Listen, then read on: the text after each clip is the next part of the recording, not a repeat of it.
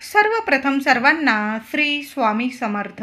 स्वामी महाराजांच्या कृपेने तुमच्या सर्व चांगल्या इच्छा पूर्ण होत ही स्वामींचरणी प्रार्थना करते आणि आजच्या व्हिडिओला सुरुवात करते. तर या वर्षीची वटपौर्णिमा 10 जून 2025 मंगळवार रोजी आलेली आहे. वटपौर्णिमेविषयी संपूर्ण माहिती, पूजाविधी, साहित्य, मुहूर्त, या दिवशी कोणत्या शुभ रंगाच्या साड्या घालाव्या नेसाव्या, कोणत्या नेसू नये, कोणत्या रंगाच्या बांगड्या घालाव्या, कोणत्या घालू नये, गरोदर महिला असतील, मासिक धर्माच्या महिला असतील, काय करावं, काय टाळावं, कोणते नियम पाळावे, त्याचबरोबर उपवास कधी करावा, उपवास कधी सोडावा, संपूर्ण माहिती आजच्या व्हिडिओमधून जाणून घेणार आहोत. व्हिडिओ शेवटपर्यंत बघा. चॅनलवर नवीन असाल कृपया चॅनलला नक्की सबस्क्राईब करा. यंदाची वटपौर्णिमा 10 जून मंगळवार रोजी आलेली आहे.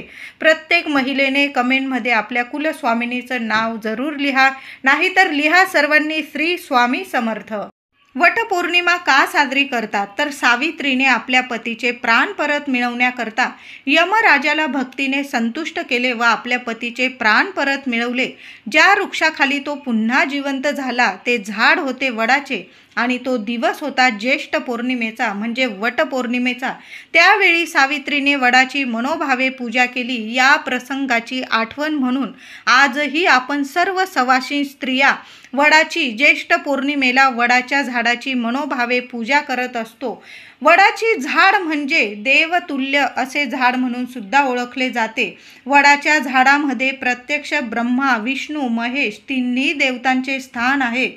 जेव्हा आपण वटपौर्णिमेला वडाच्या झाडाची पूजा करतो तेव्हा आपल्याला त्रिदेवांचे पूजन केल्याचे पुण्य फळ, सुख, सौभाग्य प्राप्त होते. ब्रह्मा, विष्णू, महेश तिन्ही देवता आपल्याला भरभरून आशीर्वाद देतात.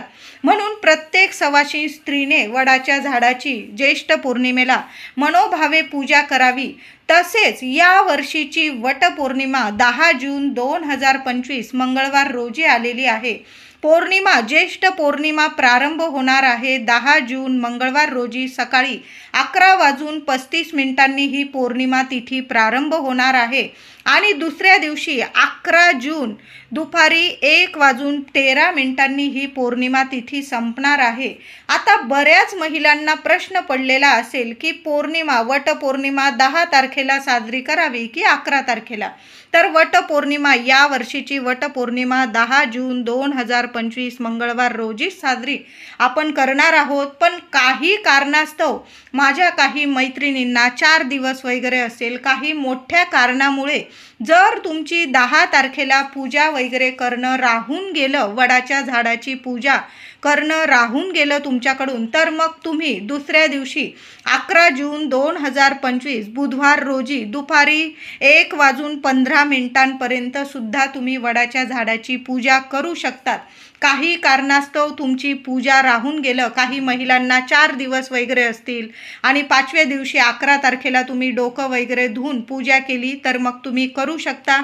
काही कारण असेल तरच मग तुम्ही 11 तारखेला पूजा करायची आहे. नाहीतर आपण सर्व सवाशीण स्त्रियांनी 10 जून 2025 मंगळवार रोजीच वट सावित्रीची पूजा करायची आहे, म्हणजे वडाच्या झाडाची पूजा करायची आहे. आता ज्या महिला 11 तारखेला पूजा करणार असतील त्यांनी उपवास मात्र आपण सर्वांनी 10 तारखेलाच मंगळवार रोजीच करायचा आहे. बघा, 10 जूनला मंगळवार आलेला आहे, आपल्या कुलस्वामिनीचा दिवस आहे. सर्व महिलांनी या दिवशी लवकर उठायचं आहे आणि वडाच्या झाडाची पूजा करण्या अगोदर काही महिला काय करतात, सकाळी लवकर उठतात आणि घाई करून वडाच्या झाडाची पूजा करून येत असतात. तर असं करू नका महिलांनो. सर्व काही नीट व्यवस्थित करायचं आहे आपल्याला. तर या दिवशी जर असं लवकर उठायचं आहे आणि सर्व महिलांनी आंघोळीच्या पाण्यात थोडीशी चिमूटभर हळद टाकून आंघोळ करायची आहे. माता लक्ष्मी प्रिय हळद टाकून आंघोळ करायची आहे. लक्ष्मी नारायण प्रसन्न होतील, तिन्ही देवता प्रसन्न होतील म्हणून हळद टाकून नक्की आंघोळ करा. जे काही शारीरिक मानसिक त्रास असतील संपूर्णपणे नष्ट होतील महिलांनो. हळद टाकून नक्की आंघोळ करा. त्याचबरोबर या दिवशी महिलांनो अंघोळ केल्यानंतर लगेच आपल्या देवघरात देवांची छान अशी विधिवत पूजा करायची आहे. मंगळवार आलेला आहे. या वर्षीची ज्येष्ठ पौर्णिमा म्हणजेच वटपौर्णिमा मंगळवारी आलेली आहे. आपल्या कुलस्वामिनीची माता लक्ष्मीची छान अशी विधिवत पूजा करा. मूर्ती असेल, फोटो असेल पुसून घ्या. मूर्ती असेल छान पंचामृताने किंवा गाईच्या कच्च्या दुधाने अभिषेक करायचा आहे. मूर्ती छान देवघरात स्थापन करायची आहे आणि कुलदेवीचा मंगल कलश सुद्धा या दिवशी जरूर भरा. त्याचबरोबर देवी आईची ओटी भरायची आहे. आता तुम्ही खणा नारळाची नाही भरली वटपौर्णिमेला देवी आईची ओटी तरीही चालेल, पण गहू आणि आंबा आणि गहूने देवी आईची ओटी भरायची आहे. एक ओटी तुम्हाला तुळशीजवळ सुद्धा एखाद्या वाटीत तुम्ही ओटी ठेवा किंवा आपल्याकडं वडाचे पानं असतील तुमच्याकडं तर त्या एक वडाचं पान घ्यायचं. देवघरात सुद्धा एखाद्या ताटलीवर एखादं वडाचं पान ठेवा. मूठभर गहू घ्या. दोन्ही मुठीत ओंजळीत तुम्हाला गहू घ्यायचे आहे. देवी आई समोर ठेवा. त्यावर एक आंबा ठेवा. हळदी कुंकू फुलं वाहून देवी आईची ओटीची पूजा करा. तुमच्या मनात जी इच्छा असेल देवी लक्ष्मीला तुमच्या कुलस्वामिनीला सांगा. तुळशी मातेसमोर सुद्धा तुम्हाला ओटी ठेवायची आहे. हळद कुंकू फुलं वाहून तुळशी मातेची सुद्धा पूजा करायची आहे. साद्र संगीत आधी देवघरात देवांची तुळशी मातेची पूजा करा आणि मगच तुम्हाला वडाच्या झाडाखाली जाऊन पूजा करायची आहे. काही महिला घाईघाई करता आधी वडाच्या झाडाची पूजा करून येता आणि मग घरातल्या देवांची. असं करू नका. आधी आपल्या देवघरात देवांची पूजा करायची आहे. तुळशी मातेची पूजा करा. आपल्या कुलस्वामिनीची ओटी भरा. नुसती गव्हाने आणि आंब्याने भरली तरीही चालेल. ज्येष्ठ पौर्णिमेला वटपौर्णिमेला गव्हाच्या ओटीला खूप महत्त्व आहे. आपण इतर वेळी तांदळाची अख्ख्या तांदळाची ओटी भरत असतो. यावेळी ज्येष्ठ पौर्णिमेला जेव्हा आपण वडाच्या झाडाजवळ ओटी ठेवतो किंवा 5 बायकांना ओटी भरतो आंब्याने, तेव्हा गव्हाला खूप महत्त्व आहे. महिलांनो या दिवशी गव्हाचाच वापर करा. आपल्या कुलस्वामिनीची ओटी भरताना, तुळशी मातेजवळ ओटी ठेवताना किंवा वडाच्या झाडाखाली ओटी भरताना, 5 बायकांची ओटी भरताना तुम्ही मूठ असे गहू वापरायचे आहे. तांदूळ वापरू नका. गव्हाला खूप महत्त्व आहे. सोन्यासारखं सुख ऐश्वर्य तुमच्या ओटीत देवी आई साक्षात लक्ष्मी माता देईल, म्हणून गव्हाचाच वापर करायचा आहे. वटपौर्णिमेच्या दिवशी हिरव्या रंगाची साडी जर महिलांनो तुमच्याकडं असेल तर अवश्य नेसा, परिधान करा. सुख सौभाग्याचं प्रतीक आहे हिरवा रंग. हिरवा रंग देवी आईचा आवडता बहरलेला शुभ रंग आहे, म्हणून हिरवा रंग जास्त करून हिरवा रंग जर परिधान केला सुख सौभाग्यात वाढ होईल. त्याचबरोबर तुमच्याकडं लाल रंगाची साडी असेल, पिवळ्या रंगाची, हळदी कुंकवाचा शुभ रंग आहे. प्रत्यक्ष माता लक्ष्मी, श्रीहरी विष्णू, आपला गणपती बाप्पा यांचा प्रिय रंग आहे, म्हणून हे सुद्धा रंग तुम्ही परिधान करू शकता. त्याचबरोबर केशरी रंग आनंदाचा, उगवत्या सूर्यासारखा तेजस्वी रंग आहे. केशरी म्हणजेच ऑरेंज कलरची साडी असेल तुम्ही ती परिधान करू शकता. त्याचबरोबर गुलाबी किंवा जांभळ्या रंगाची साडी असेल तुमच्याकडं, प्रेमाचे प्रतीक आहे हे सुद्धा रंग. तुम्ही हिरवा रंग, लाल, पिवळा, ऑरेंज, गुलाबी, जांभळा हे रंग तुम्ही आनंदाने परिधान करू शकता. पण चुकून सुद्धा काळ्या रंगाची किंवा तुम्हाला जर वाटत असेल काळ्या रंगावर इतर बॉर्डर आहे, पण चुकून सुद्धा काळा रंग या दिवशी परिधान करू नका. मंगळवारी आलेली आहे वटपौर्णिमा. शुभच रंग आपल्याला परिधान करायचे आहे. हिरवा रंग परिधान करा, लाल रंग परिधान करा, पिवळा, ऑरेंज, गुलाबी, जांभळा या कलरच्या साड्या आपण परिधान करू शकतो. तुम्ही वांगी कलरचं साडी असेल तुमच्याकडं ती सुद्धा तुम्ही परिधान करू शकता. पण चुकून सुद्धा पांढरा कलर असेल, काळा असेल, ग्रे असेल, डार्क निळा असेल अशा कलरच्या साड्या आपल्याला टाळायच्या आहे या दिवशी. तरी चुकून सुद्धा या रंगाच्या साड्या अजिबात परिधान करू नका. त्याचबरोबर महिलांनो हिरव्या काचेच्या बांगड्या सौभाग्यवती स्त्रियांनी या दिवशी हातात नक्की घाला. आधीच्या असतील, तुम्ही 4 दिवसात वगैरे वापरलेल्या असतील, कुठं गेलेले असतील तुम्ही सुतकात वगैरे, तर मी म्हणेल ह्या बांगड्या अशा बांगड्या काढून टाका आणि वटपौर्णिमेच्या दिवशी छान जरा कमी भरल्या, तुम्ही 6 भरल्या तरीही चालेल, तुम्हाला जास्त बांगड्या घालायची सवय नसेल, किमान पौर्णिमेची पूजा करोस्तोवर तरी तुम्ही हातात बांगड्या घालूनच या दिवशी प्रत्येक सवाशीण स्त्रीने छान अशी साडी नेसून, हातात बांगड्या घालून, मंगळसूत्र, जोडवी, छान असा साज शृंगार करूनच वडाची पूजा करायची आहे. फाटके तुटके कपडे किंवा अगदी 4 दिवसात वापरलेले वगैरे कपडे असतील, असे कपडे घालून चुकून सुद्धा महिलांनो वडाची पूजा करू नका. वडाची पूजा करताना मी म्हणेल वडाच्या झाडाखाली जाऊनच पूजा करायची आहे. फांद्या वगैरे तोडून आणलेल्या आहे आणि तुम्ही त्याची पूजा करताय असं करू नका. तुम्हाला जर झाड लावायचं असेल वडाचं, तुम्ही नवीन झाड घेऊन या आणि त्या झाडाची पूजा केली आणि नंतर ते झाड तुम्ही एखाद्या गार्डनमध्ये तुमच्या घराजवळ लावलं तर अतिशय उत्तम. पण फांद्यांची पूजा करू नका. फांद्या तोडायची चूक अजिबात करू नका. या दिवशी आपल्याला झाडाचीच पूजा करायची आहे. बघा, बऱ्याच ठिकाणी झाडं असतात, आपण झाडाखाली जाऊनच पूजा करायची आहे. नका. एखादं झाड लावता आलं वडाचं तर अतिशय उत्तम. झाड घेऊन या, छोटं असलं तरी चालेल, त्या झाडाची पूजा करा. नंतर ते झाड तुम्ही एखाद्या बागेत, गार्डनमध्ये, घराबाहेर लावून टाकलं तर अतिशय उत्तम. झाडाचीच पूजा करायची आहे. या दिवशी कुणाचाच अपमान करू नका, कुणाला कमी लेखू नका. कोणत्या रूपाने देवी आई आपल्या घरी येईल आणि आपल्याकडून पाहुणचार घेऊन जाईल, मान सन्मान करून जाईल, सांगता येत नाही. म्हणून प्रत्येक स्त्रीचा आपण मान सन्मान करायचा आहे.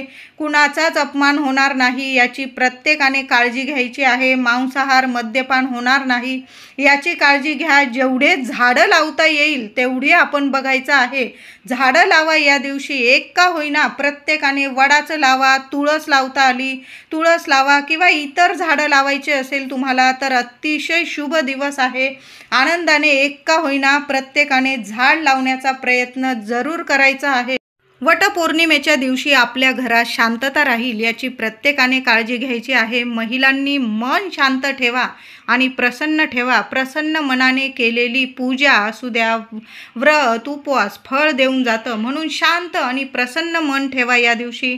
तर वडाच्या पूजेसाठी काय साहित्य लागणार आपल्याला, तर 2 हिरव्या बांगड्या लागणार आहे आपल्याला, शेंदूर, एक गळसरी, अत्तर, कापूर, पंचामृत, दूध, पंचामृत नसेल तर कच्चं गाईचं दूध, पूजेचे वस्त्र, विड्याची पानं, सुपारी, पैसे, गूळ खोबऱ्याचा नैवेद्य, आंबे, दुर्वा आणि गहू आणि फुलं वगैरे. तुम्हाला जर वडाच्या झाडाला एखादा हार घालायचा असेल तर तुम्ही हार घेऊन आलात फुलांचा तरीही चालेल. या सर्व वस्तू आपण नेहमीच पूजा करतो, आपल्या सर्व महिलांना माहीत आहे. प्रथम आपण गणपतीची सुपारी मांडून स्थापना करायची आहे. पहिल्यांदा वडाच्या झाडाखाली गेल्यानंतर पहिल्यांदा गणपती मांडायचा आहे. तुम्ही विड्याची 2 पानं मांडायची, त्यावर सुपारी ठेवायची आणि गणपती बाप्पाची आपल्याला प्रथम पूजा करायची आहे. हळद, कुंकू, अक्षता, फुलं, दुर्वा वाहून पंचोपचार पूजा करायची. नंतर आपल्याला वडाच्या झाडाला थोडं दूध किंवा पंचामृत किंवा पाणी अर्पण करायचं आहे. हळदी, कुंकू, फुलं वाहून पूजा करायची आहे आणि नंतर आपल्याला सूत गुंडाळायचा आहे. सौभाग्याचं अलंकार नेलेलं असेल तुम्ही, सौभाग्याचा अलंकार अर्पण करायचा आहे. मूठभर गहू आणि तुम्हाला आंबा याची ओटी तुम्हाला वडाच्या झाडाखाली सावित्री मातेची तुम्हाला भरायची आहे. तुम्ही जशी दरवर्षी पूजा करतात ना पंचोपचारे, तशी पूजा करायची आहे. प्रथम गणपती बाप्पाची पूजा करा आणि नंतर आपल्याला बाकी पूजा करायची आहे. जन्मोजन्मी हाच जोडीदार मिळावा. जोडीदारासोबत संपूर्ण आयुष्य सुख, समाधान, आनंद, आरोग्य, ऐश्वर्याने, गोकुळाने फुलून राहावं अशी मनापासून आपल्याला वडाच्या झाडाखाली प्रार्थना करायची आहे. स्त्रियांनी या दिवशी उपवास करायचा आहे. किमान वडाची पूजा करेपर्यंत तरी नक्की उपवास करा. नंतर तुम्ही खाल्लात तरीही चालेल, उपवास सोडला. काही महिला काय करतात, वटपौर्णिमेच्या दिवशी संपूर्ण दिवस रात्र छान असा उपवास करता आणि दुसऱ्या दिवशी उपवास सोडत असतात. आता तुमची जशी परंपरा आहे, काही ठिकाणी वडाची पूजा केल्यानंतर लगेच घरी गेलात की लगेच उपवास सोडतात, तर काही ठिकाणी संपूर्ण दिवस रात्र उपवास करता, दुसऱ्या दिवशी उपवास सोडतात. ज्याची जशी परंपरा आहे, मी सांगते म्हणून अशी परंपरा लावून घेऊ नका. तुमची जशी परंपरा आहे, तुम्ही दरवर्षी जेवढ्यापर्यंत उपवास करता तेवढाच उपवास करायचा आहे. तुम्ही संपूर्ण दिवस उपवास करता, दुसऱ्या दिवशी उपवास सोडता, तुम्ही तसंच करा. किंवा तुम्ही फक्त वडाची पूजा करेपर्यंत उपवास करता, तुम्हाला तसंच करायचं आहे. कुणी सांगतंय म्हणून कुठलीही प्रथा लावून घेऊ नका किंवा कुठली परंपरा लावून घेऊ नका. तुम्ही जसं करता तशाच पद्धतीने वडाची पूजा करायची आहे आणि उपवाससुद्धा करायचा आहे. उपवास सोडताना काहीतरी गोडधोड खाऊनच आपल्याला उपवास सोडायचा आहे. 4 दिवस किंवा गरोदर स्त्रियांनी फक्त लांबून नमस्कार करून आपल्या पतीला उदंड आयुष्य, आरोग्य, सुख, शांतीसाठी प्रार्थना करायची आहे. पूजा करू नका. गरोदर महिलांनी पुढील वर्षी पूजा करायची आहे. या वर्षी पूजा करू नका. आणि गेलाच तुम्ही वडाच्या झाडाखाली, तर मग तुम्ही हळदी, कुंकू, फुलं वाहून वडाच्या झाडाखाली नमस्कार केला तरी चालेल, पण कुणाची ओटी भरू नका तुम्ही आणि कुणाकडून ओटी भरून पण घेऊ नका. तुम्हाला जर कोणी ओटी दिली तर घेऊ नका आणि कुणाला तुम्ही ओटी देऊ पण नका. ही चूक करू नका. गरोदर महिलांनी हे नियम जरूर पाळायचे आहे. किंवा तुम्ही फक्त लांबून नमस्कार केला तरीही चालेल. 4 दिवस वगैरे असेल, त्या महिलांनी आपल्या घरातच, आपल्या देवघरात लांबून नमस्कार केला, सावित्री मातेला प्रार्थना केली, तुमच्या पतीसाठी, मुलाबाळांसाठी, मुलांच्या, पतीच्या सुख ऐश्वर्यासाठी, उदंड आयुष्य, आरोग्यासाठी तरीही चालेल. लांबून नमस्कार करा. गरोदर महिलांनी उपवास करू नका. तुम्ही 2 जीवांच्या आहात. 4 दिवस असतील महिलांना, तुम्ही उपवास करायचा आहे. पूजा मात्र करू नका. वटपौर्णिमेच्या दिवशी भारतात संपूर्ण ठिकाणी हे वटसावित्रीचे व्रत मोठ्या मनोभावे केले जाते. पतिव्रता स्त्री कशी असावी याचा सावित्री हा आदर्श समजला जातो. या दिवशी प्रत्येक सुवासिनी स्त्रियांनी सावित्रीची मनोभावे प्रार्थना करावी व वडाच्या झाडास सूत गुंडाळून षोडशोपचारे पूजा करावी. आता सुताविषयी एक गोष्ट सांगत आहे महिलांनो. आपण सर्व स्त्रिया वडाच्या झाडाखाली वटपौर्णिमेला पूजनासाठी गेल्यावर एकीचा सूत गुंडी दुसरीला देऊ नका. ही चूक अजिबात करू नका. मी काही ठिकाणी बघितलंय, 7 फेरे मारून घेतात, सूत तोडून घेतात आणि दुसरीला देऊन देतात. अशी चूक अजिबात करू नका. वडाला 7 फेरे मारताना 7 वेळा धागा गुंडाळून उरलेला धागा, सूत गुंडी तिथेच खोचून द्या. ती तोडण्याची, कापायची चूक करू नका. वडाची पूजा करताना बरोबर स्वतःचा धागा घेऊनच झाडाखाली जा. आधी आपलं पूजेचं ताट तयार करायचं. सगळ्या वस्तू आहे का नाही काळजीपूर्वक बघा आणि त्यात खास करून सुताची गुंडी असायलाच हवी. बघा, तुम्हाला पूजा साहित्याच्या दुकानात सर्व गोष्टी मिळून जातील, सर्व वस्तू मिळून जातील. ती सूत गुंडी घ्यायची आणि मगच वडाची पूजा करायला जायची आहे.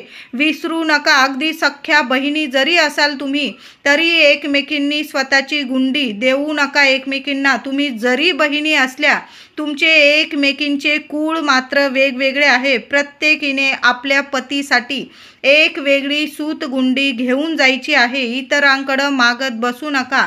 7 वेळा धागा बांधला झाडाला की तोडू नका. उरलेला तिथंच खोचून द्यायचा आहे. तरच तुमचं वटपौर्णिमेचं व्रत पूर्ण होणार आहे. आपली सूतगुंडी इतरांना देऊ नका, मागत बसू नका आणि तोडत बसू नका. या चुका करू नका.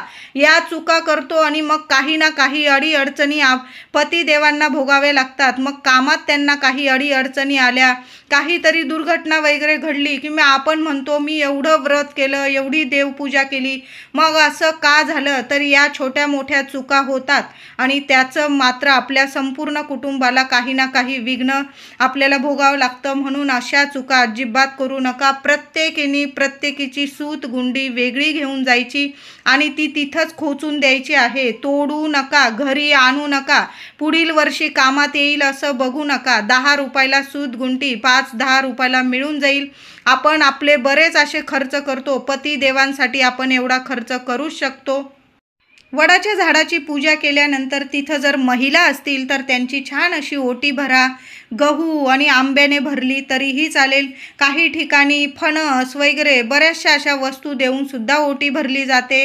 5-5 काळे मणी धाग्यात ओवून सुद्धा दिले जातात. तुम्हाला जर कोणी दिले तर ते टाकून देऊ नका. तुमच्या मंगळसूत्राला तुम्ही बांधून द्यायचे आहे. जोवर ते नीट आहे तोवर त्या मंगळसूत्रालाच राहू द्या. टाकून देण्याची चूक करू नका. काही ठिकाणी 5 बायकांना सुद्धा 5 ठिकाणी सुतात 5-5 काळे मणी देण्याची प्रथा आहे. तुम्ही जशा पद्धतीने ओटी भरता तशा पद्धतीने ओटी भरायची आहे. आता काही वेळा जर महिलाच मिळाल्या नाही तर मग तुम्ही देवघरात आपल्या कुलदेवीची ओटी भरा, माता लक्ष्मीची ओटी भरा, त्याचबरोबर आपल्या तुळशी मातेची ओटी भरा. साक्षात लक्ष्मी माता आहे. त्याचबरोबर तुम्हाला जर गोमाता दिसली महिलांनो, वट पौर्णिमेच्या दिवशी प्रत्येक सवाशी स्त्रीने तुम्हाला जर गाय दिसली तिला हळदी कुंकू लावा. मारकी गाय नसेल तर तुम्ही लांबून जरी हळदी कुंकू लावला, मारकी असेल तर, आणि ती जर हात लावू देत असेल तर तिच्या कपाळी हळदी कुंकू लावा, तिला नमस्कार करा. स्वतःच्या हाताने मुठभर गहू खाऊ घाला. बरोबर जाताना एखादी ताजी चपाती घेऊन जा, तिला तूप गूळ लावून घेऊन जा आणि स्वतःच्या हाताने खाऊ घाला. बघा, सुख सौभाग्यात इतकी वाढ होईल. तुमच्या पतिदेवांना प्रत्येक कामात यश मिळायला लागेल अशी ही सेवा आहे. प्रत्येक सवाशी स्त्रीने गोमातेला या दिवशी स्वतःच्या हाताने मुठभर गहू न विसरता नक्की चारा खाऊ घाला. स्वतःच्या हाताने नमस्कार करा. बघा, सुख सौभाग्यात ऐश्वर्यात वाढ होईल. मुलांची प्रगती होईल. तुमच्या पतिदेवांची प्रगती होईल. अष्टरूपी माता लक्ष्मी तुम्हाला भरभरून आशीर्वाद देईल असा हा दिवस आहे. कुलस्वामिनीची कृपा होईल तुमच्यावर. म्हणून गोमातेची ही सेवा न चुकता सर्व महिलांनी नक्की करा. बघा, शोधा, गाय मिळून जाईल. वडाची पूजा करताना मिळाली तर तिथंच नमस्कार करून घ्या. मुठभर गहू खाऊ घालून मग तुम्ही घरी आलात तरीही चालेल. आता चपाती नेलेली नसेल, जे मुठभर गहू असतील तुमच्याकडं ते जरी खाऊ घातले, नमस्कार केला लांबून तरीही चालेल. वडाची पूजा करताना सावित्री मातेचा हा मंत्र म्हटलात, तुम्ही ही प्रार्थना केली तरीही चालेल. नाहीच काही जमलं तुम्हाला, तुम्ही जी दरवर्षी सावित्री मातेला हात जोडून प्रार्थना करता ती केली तरीही चालेल. थोडक्यात तुम्हाला प्रार्थना सांगते. सावित्री ब्रह्मवादिनी सर्वदा प्रिय भाषिनी तेन सत्ते नमः पाही दुःख संसार सागरात अवियोगी यथा देव सावित्र्या सही तस्य ते अवियोग तथा स्माक भूयात जन्म जन्मनी. ही प्रार्थना बोलता आली तुम्हाला तर बोला, नाही तर तुम्ही जशा हात जोडून नमस्कार करता महिलांनो, सावित्री मातेला नमस्कार करा, प्रार्थना करा. खऱ्या मनाने केलेली प्रार्थना फळ देऊन नक्कीच जाते. आता थोडक्यात तुम्हाला मी वटपौर्णिमेची थोडक्यात कथा सांगत आहे. सावित्रीने सत्यवानाबरोबर विवाह केला. सत्यवानाला 1 वर्षाच्या अंती मृत्यू येणार आहे असे नारद मुनींनी तिला सांगितले होते. नारदाने सांगितलेल्या दिवसाच्या पूर्व 3 दिवस तिने उपवास सुरू केले. तो लाकडे, फुले, फळे आणण्याकरता अरण्यात गेला असता सावित्री त्याच्या बरोबर गेली. ते वनातील शोभा पाहत पाहत चालले होते, पण सावित्रीचे मन मात्र जागेवर नव्हते. सत्यवानाने सर्व फळे गोळा केली. वाळलेली लाकडे तोडण्यासाठी तो झाडावर चढला. नंतर त्याला चक्कर यायला लागली व तो घाबरला. डोळ्यापुढे त्याला अंधार वाढू लागला. सावित्री पतीला म्हणाली, नाथ, आपण थोडा वेळ विश्रांती घ्या, म्हणजे आपणास बरे वाटेल. सत्यवान सावित्रीच्या मांडीवर डोके ठेवून झोपला. इतक्यात तिला समोरून एक दिव्य पुरुष येताना दिसला. क्षणात त्याने आपले मृत्यूपाश सत्यवानाचे प्राणहरण करण्यासाठी टाकले. हे पाहून सावित्रीने त्या दिव्य पुरुषाच्या चरणावर मस्तक ठेविले. त्या दिव्य पुरुषाला नमस्कार केला व तिने विचारले की तुम्ही कोण आहात? तेव्हा पुरुष म्हणाला, मी प्राणहरण करणारा यमराज आहे. हे ऐकून सावित्री त्याच्या पाठोपाठ जाऊ लागली. हे पाहून यमराज म्हणाले, सावित्री, तू पतिव्रता आहेस, तू धार्मिक आहेस, तुझ्या पती सेवेवर मी प्रसन्न आहे. तेव्हा जो पाहिजे तो वर माग. तेव्हा तिने आपल्या पतीचे प्राण परत यावे असा वर मागितला व तो चमत्कार झाला. सत्यवान पुन्हा जिवंत झाला. सावित्रीची पतीवर किती निष्ठा आहे याची परीक्षा होती. यावरून सावित्रीने पतिनिष्ठा व पतिव्रता या गुणांनी प्रत्यक्ष यमराजाला हरवले, अशी ही थोडक्यात कथा आहे. बघा, ज्येष्ठ पौर्णिमेच्या दिवशी आणि ज्येष्ठ पौर्णिमेच्या दिवशी वडाच्या झाडाखाली सावित्रीने आपल्या पतीचे प्राण परत मिळवले, हाच तो दिवस. म्हणून आपण या दिवशी आपण सर्व सावित्रीच आहोत. प्रत्येक सवाशी स्त्री ही सावित्री आहे. म्हणून आपण मनोभावे वडाच्या झाडाची पूजा करत असतो. आपल्या पतीला, आपल्या लेकराबाळांना उदंड आयुष्य, आरोग्य लाभावं, सुख ऐश्वर्य, आपला संसार सुखाचा व्हावा, गोकुळासारखा व्हावा, म्हणून प्रत्येक स्त्री वडाच्या झाडाखाली सावित्री मातेला प्रार्थना करत असते. वटपौर्णिमेच्या दिवशी कोणत्या शुभ मुहूर्तावर वडाच्या झाडाची पूजा करावी? बऱ्याच महिलांना असा प्रश्न पडतो. तर 10 जून 2025 मंगळवार रोजी ज्येष्ठ पौर्णिमा म्हणजे वटपौर्णिमा सकाळी 11:35 प्रारंभ होणार आहे. तर आपण सकाळी 11:35 ते संध्याकाळी 5:30 वाजेपर्यंत वडाच्या झाडाची पूजा करू शकतो. अगदी 6 वाजेपर्यंत केली तुम्ही तरीही चालेल. फक्त तुम्ही जर राहू काळ मानत असाल तर दुपारी 3 ते 4 हा 1 तासाचा राहू काळ असणार आहे. या काळात, या वेळात वडाच्या झाडाची चुकून सुद्धा पूजा करू नका. तुम्ही जर राहू काळ मानत असाल तर म्हणते. तुम्ही जर राहू काळ वगैरे मानत नाही तर मग तुम्ही 11:30 वाजेपासून संध्याकाळी 6 वाजेपर्यंत, 5:30 ते 6 वाजेपर्यंत वडाच्या झाडाची पूजा करू शकता. ऐन संध्याकाळी दिवे लागण्याला कुठल्याच झाडाला हात लावू नका आणि पूजन करू नका. म्हणून 5:30 ते 6 वाजेच्या आतच आपल्याला वटपौर्णिमेच्या दिवशी वडाच्या झाडाची पूजा करायची आहे. आता काही महिलांना दुसऱ्या दिवशी पूजा करायची असेल तर मग 11 जून रोजी दुपारी 1:15 तुम्ही वडाच्या झाडाची पूजा करू शकता. 11 तारखेला पण उदय तिथीनुसार ज्येष्ठ पौर्णिमा असणार आहे. तशी तर उदय तिथीनुसार जी तिथी सूर्योदय बघत असते ती तिथी संपूर्ण दिवस मानली जाते. तरी पण आपण तिथीनुसार दुपारी 1:15 ही पौर्णिमा तिथी असणार आहे. म्हणून तुम्ही 11 तारखेला पण पूजा करू शकता दुपारी 1:15 आणि 10 तारखेला तर संपूर्ण दिवस म्हणजे सकाळी 11:35 संध्याकाळी 6 वाजेपर्यंत या शुभ मुहूर्तावर आपण वडाच्या झाडाची पूजा करायची आहे. फक्त दुपारी 3 ते 4 हा राहूचा काळ सोडून द्यायचा आणि मग बाकी संपूर्ण दिवसच हा वडाच्या झाडाची पूजा करण्यासाठी शुभच आहे. व्हिडिओ आवडला असेल तुम्हाला तर लाईक करा, शेअर करा, चॅनलला कृपया सबस्क्राईब करा. धन्यवाद.